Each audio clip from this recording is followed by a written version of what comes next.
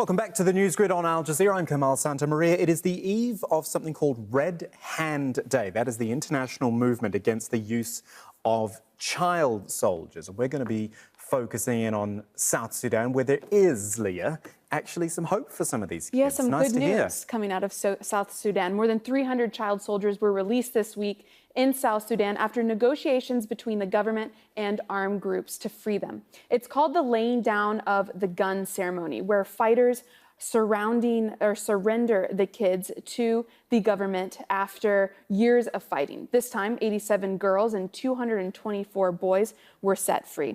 The UN says 700 more child soldiers should be released in the coming weeks. The UN has released almost 2,000 child soldiers so far. Many of them were under the age of 13. Now, the stories from these children are shockingly similar. One of the boys released this week is 17-year-old Christopher. He said he was forced to join and said, quote, "They told me to kill my mother.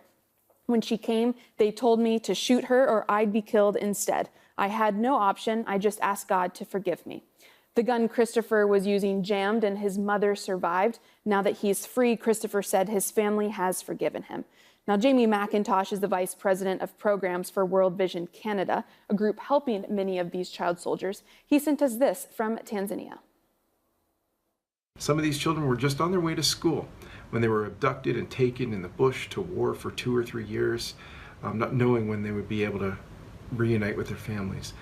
Many of them, the ones that are in care, often it's because we haven't been able to find their parents. Some of their parents have been killed. We're calling for the absolute eradication of the use of child soldiers. Children should never be parties to a conflict.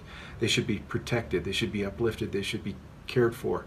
And to throw them into harm's way and to visit this violence upon them, whether it's rape or psychological manipulation, physical abuse, is a torment beyond their years.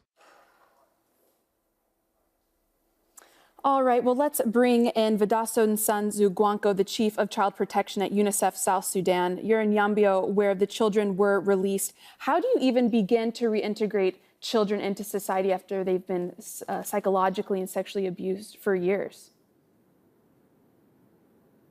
Thank you very much. Children who have been released from armed groups a couple of days ago, first of all, those joined their families, whose families were already traced, they are now staying with their families. But we have other children who are staying in interim care center at the moment. We have 30 girls and 40 boys who are still in interim care center. And the first and foremost action which took place is to make sure that all these children are receiving psychosocial support through our social workers from NGO partners who are trying to do that job. But also, apart from continuation of family tracing for these children, we are doing health services. We are trying to do pay for all these children to make sure they know they are, in terms of psychological well-being of these children. All of us, we know that they have been facing challenges where they have been living in armed groups, in forests, without parental care. Now our social workers are doing psychosocial profiling of all these children to determine the extent of effect of their psychosocial well-being so that they can categorize and provide services according to their effects. Is there any fear that the families or the community members will not accept some of these children back? So far in Yambio, we have seen that community are very accepting these children. They're welcoming them back to the community. They are happy. A few of the children, they were kind of showing signs of worries, but we are happy that they are receiving them very well. And it makes our job easy because even those who are reunified with their families now, social workers will be doing follow-up to check on them, to talk to them, to provide psychosocial support. And of course, we continue with profiling of those who will be going back to school and those who will need other services. And just quickly here, the UN says there's still 19,000 more child soldiers currently in the armed forces. What's being done to free them? Sorry, come again? There are now 19,000 more child soldiers still in the armed forces. What's being done to help them? Yes, it's true. The reports now indicates that more than 19,000 children are still being used and recruited by armed forces and armed groups. And what we have been doing, one, is to make sure that all these parties to conflict, they commit into their agreement that they will stop recruitment of children. They have signed action plan, but we continue with advocacy.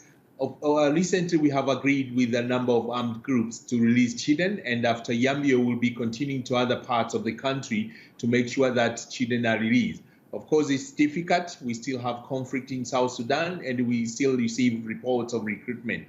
But UNICEF and other agencies working on child rights will continue to advocate, continue to work with parties to conflict, and make sure that they release children as per their commitment in signed action plans, which they signed a couple of years ago.